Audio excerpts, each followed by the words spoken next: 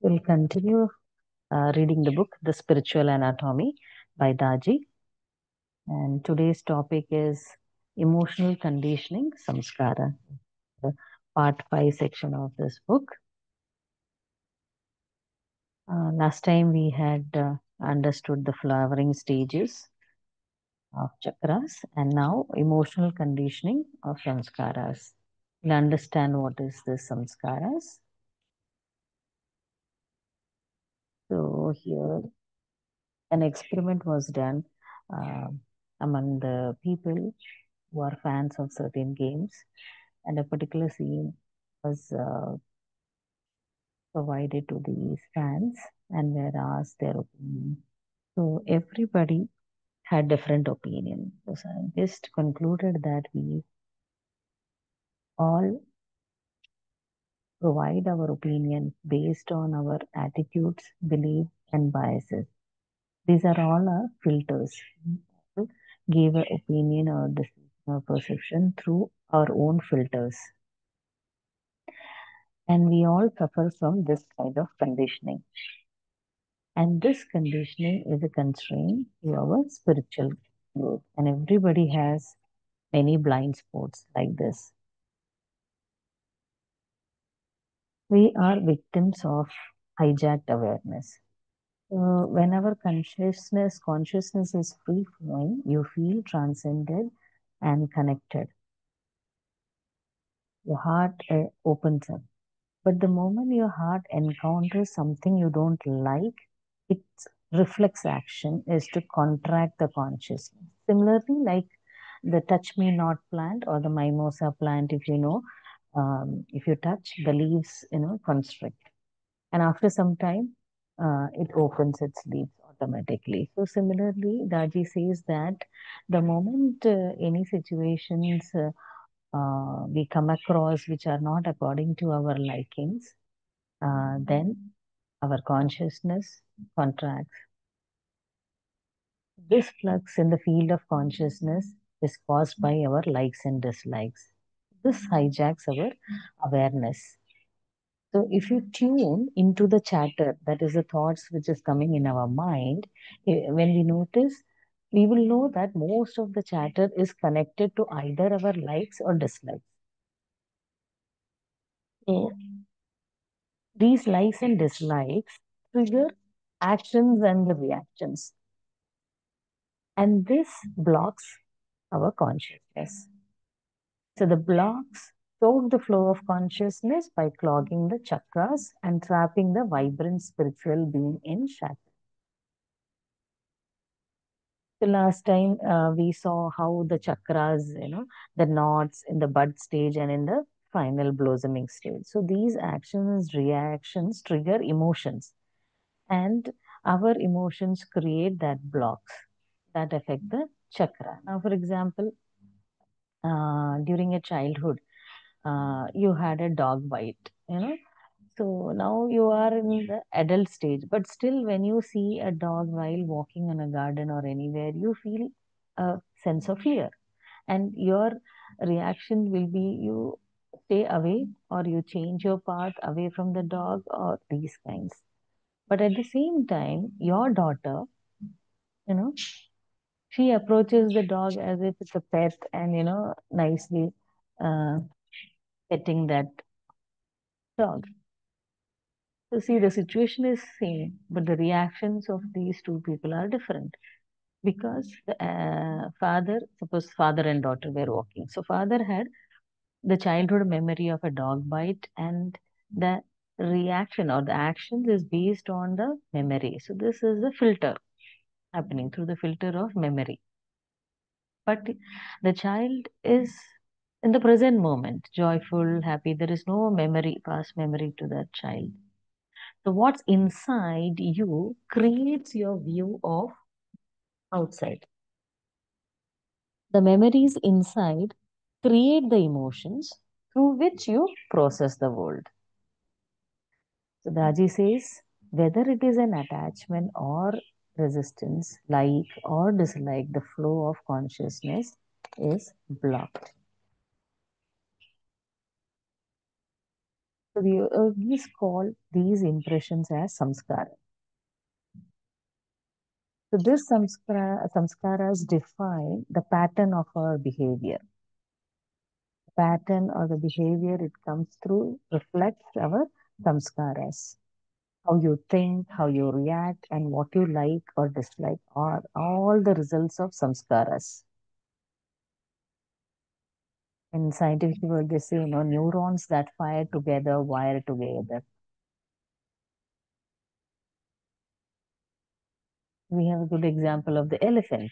If you know that when the elephant is in a baby form, they tie it with a big shackle of steel against a strong wood or something. And the baby tries to, remove the shackle, but it's difficult, not able to do it. Okay. So the baby is now conditioned that you are in the shackle. That means you are not able to break that shackle. And now the baby elephant has become strong, mighty adult elephant.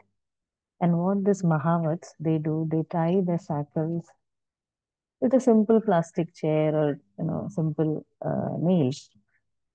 Because they know that from the childhood, the baby elephant is conditioned in such a way now that he or she has become strong and adult. It can, uproot a big tree, but a small shackle, it cannot uproot because it is conditioned now from the childhood baby. So this is a great example how something as strong and mighty elephant is broken down due to condition, is broken down and conditioned. The samskaras form habits of emotional response. And once a habit is formed, it occurs automatically without much thought or effort, isn't it?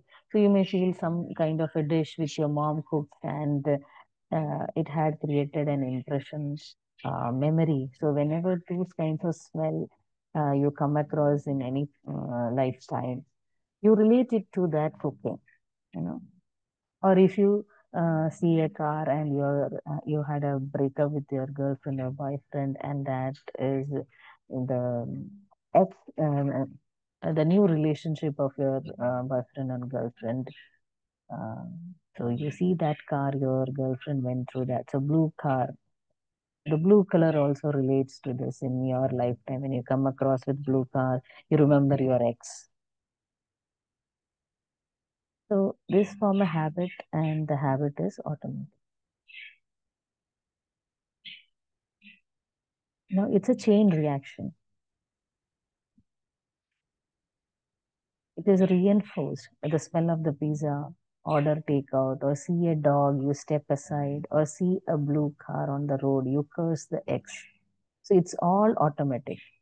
So when samskaras are triggered, they can cause emotional chain reactions.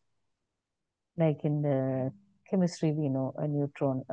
So neutron is enough to trigger an uncontrolled explosion.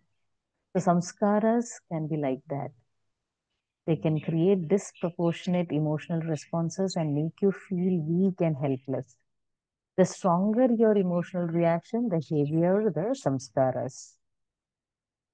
Regardless of their origin, the samskaras are the plague that clogs the consciousness. So the wheel of energy, the full blossom, the chakra, it is disrupted. It becomes a knot in the first place when there is a clog. So the emotional blocks come up in our behavioral because they need resolutions. Okay.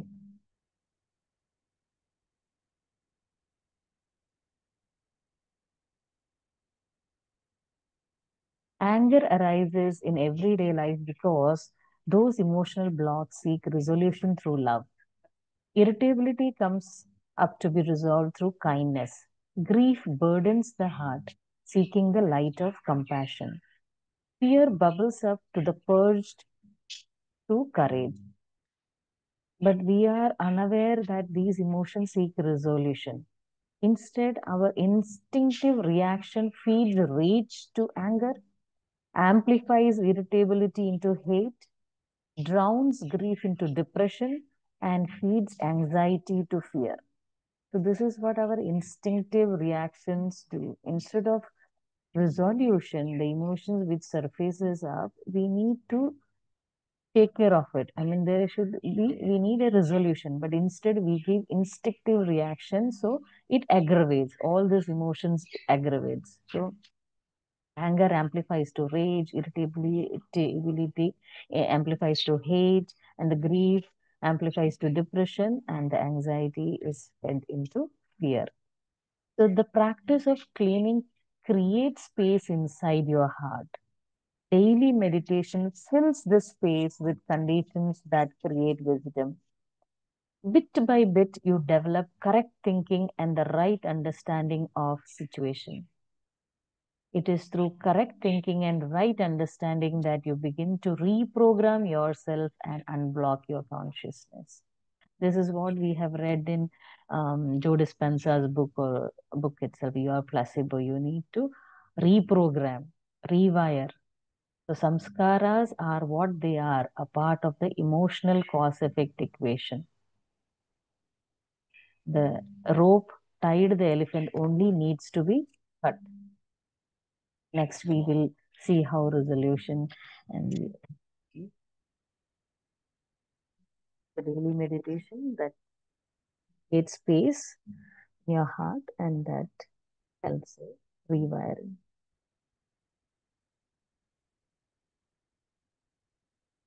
If anyone wants to share any experience or input, please unmute yourself.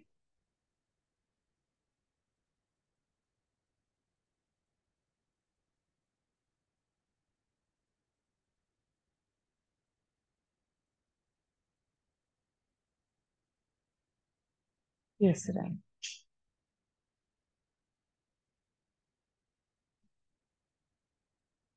Very beautiful meditation, Rashmi. And,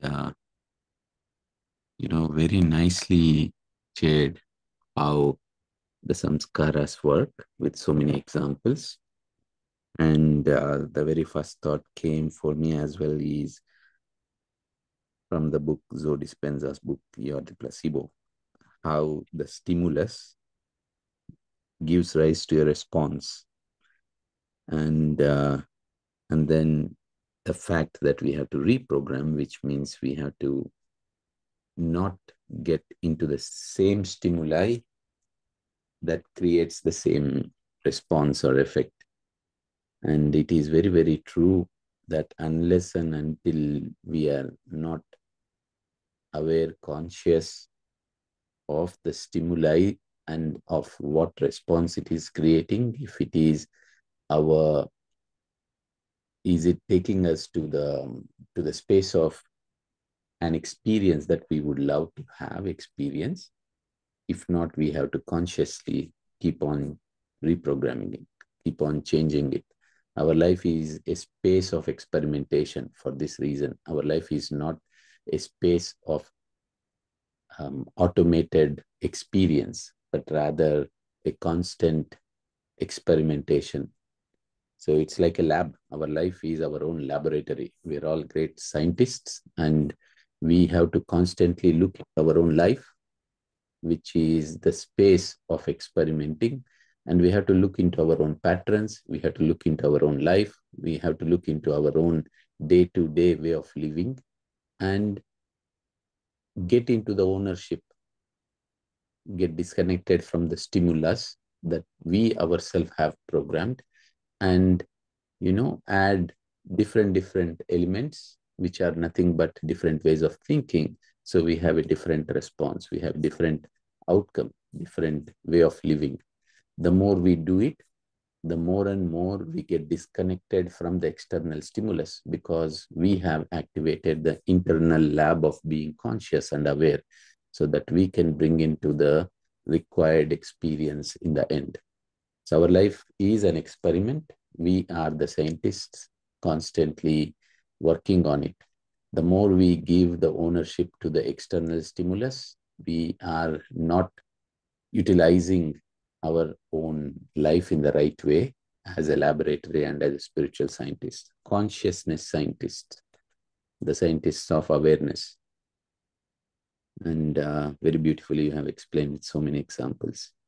So thanks a lot. Thank you, Ramji. Thank you for your wisdom. I was missing it for quite a long time. Thank you. Happy to have you here today for the session. Thank you so much. Anyone else want to share anything or input? Please unmute yourself.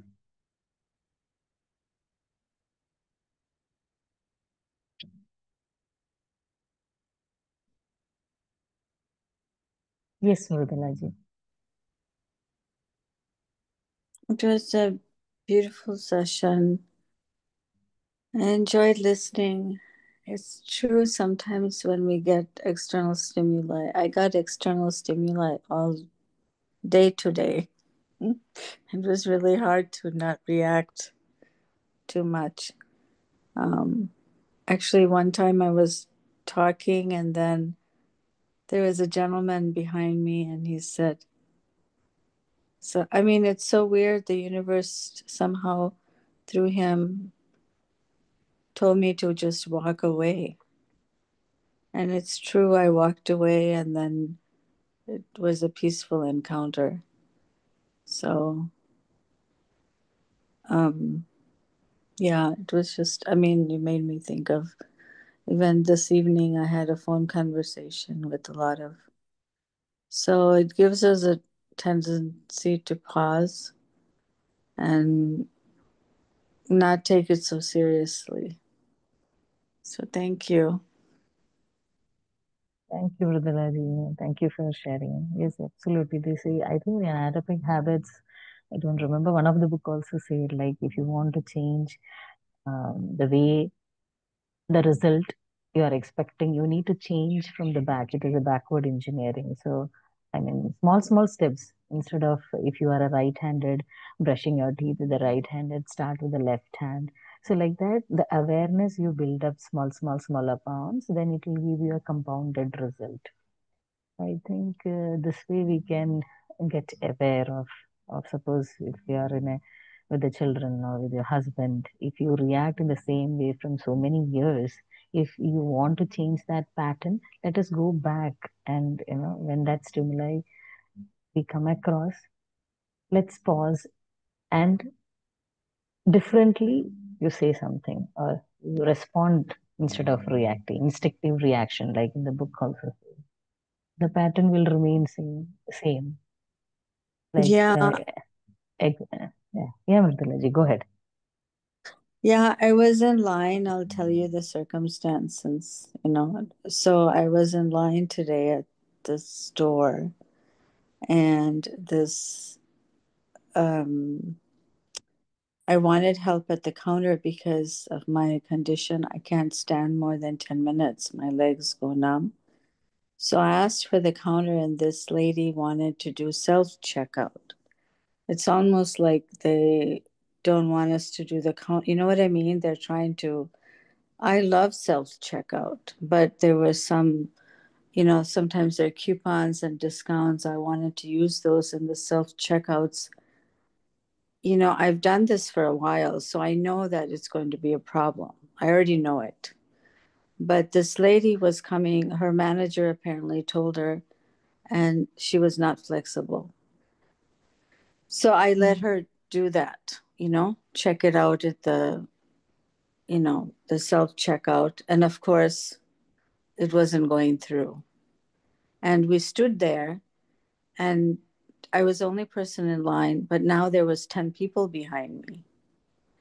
And I was feeling bad. I looked behind and I said, I don't know, I asked to be there almost apologetically, but I could see that I was getting a little, you know, not feeling too calm, I was close to getting upset. But I didn't say anything, and I looked behind, and this guy out of he's two people behind me, and he just said something. I think he saw something in my eyes, and he said, just walk away. So I told that girl, you resolve it. I'm going to go sit down. Because, either I had a choice to be mad at her or I could go sit down. So I sat down. I said, you let me know when you resolve this. And of course, then she had to take it to the counter because she couldn't resolve it there. Mm-hmm. So she took it to the counter because sometimes the coupons and the discounts don't go through the self checkout. But then she said her manager told her to do that. I said, well, the thing is, if I'm asking you for my medical condition, and if your manager told you, then you should say your customer asked. But she had an answer for everything. The thing is, I think somehow she was in that space where she was very reactive, and I was trying very hard not to be equally reactive. Sometimes we're Yeah. forced with people. So I then another lady who knows me, who at the store, and she came, she said, this is my customer, I'll take her. I said, maybe she needs more training or something, because the thing is, she is what you call pushing buttons. Do you know what I mean? Some people do that. Mm-hmm. So she was trying to push all my buttons, and it took everything I had. Thank God we meditate, and we, because, I could have been a different person, right? Mm-hmm. But then this other lady came, and because of her interaction, the whole energy changed. I said somebody needs to maybe train her differently, because the thing is, she's trying to push the buttons, and and the thing is, I look like I'm in my 40s, but I am 61, and she doesn't know my medical conditions, and I had to go sit down several times. But this is the thing, but this is life. This is what happens, when people do push our buttons, and we Yeah. have to go into this space.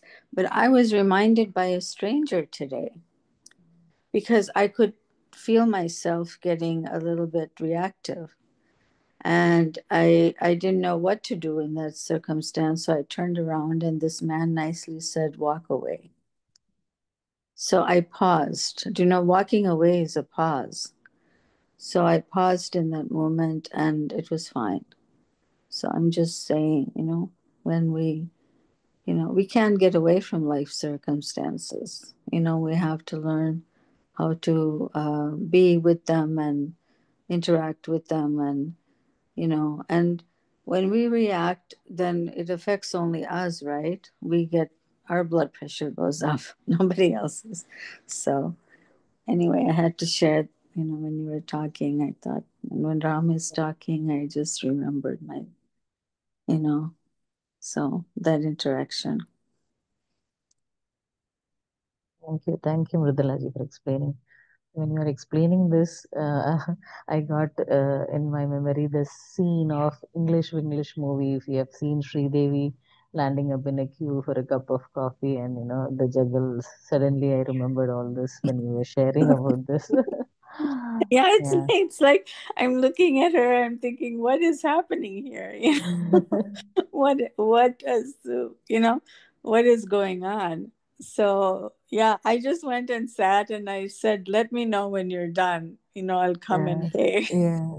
Yeah. I sat in the chair, and then she said, I'm done now. So because, and then even when I went to pay, she's pushing my buttons, and I'm like, no, and then I think the other lady came and said, I'll take care of her, because I told her, can you just tell her, to, the thing is, I think it's part of the train. Maybe it's nature. I don't know. But sometimes in work, the training is also important. How to talk to a customer, and how to, interact. Yeah. She was so scared of her manager, but the thing is, I'm the customer, right? I mean, she can be scared of the Mm, manager, but mm, she can. I said, tell your manager to call me. mm, If she gets upset with you, mm, I'll mm, tell her not to be upset with you, because I asked for you to be at the mm, counter. But somehow, I think some places the manager also doesn't want to do. The thing mm, is, they want us to use the self checkout, which is fine. But I wanted the counter for a reason, right?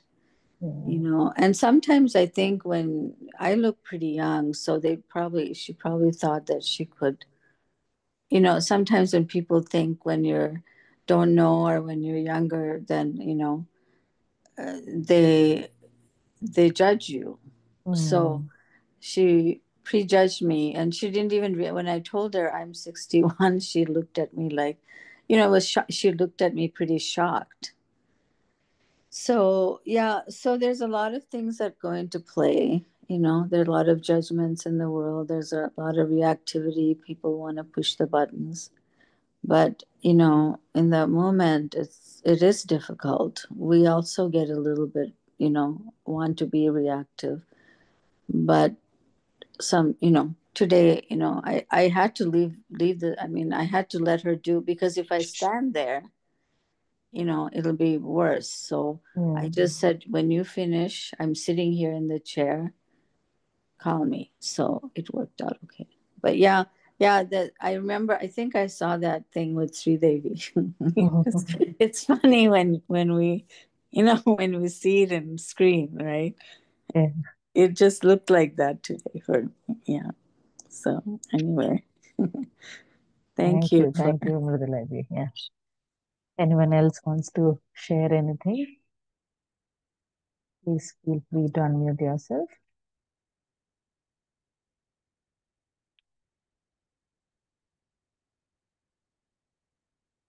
Thank you for the chat messages.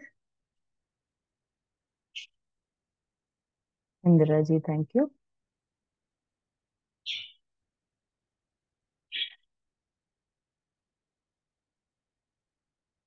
There are no more sharing. Shall we end the session? In the evening, next session with me, Master. Thank you all for joining and adding your energies. Have a miraculous day.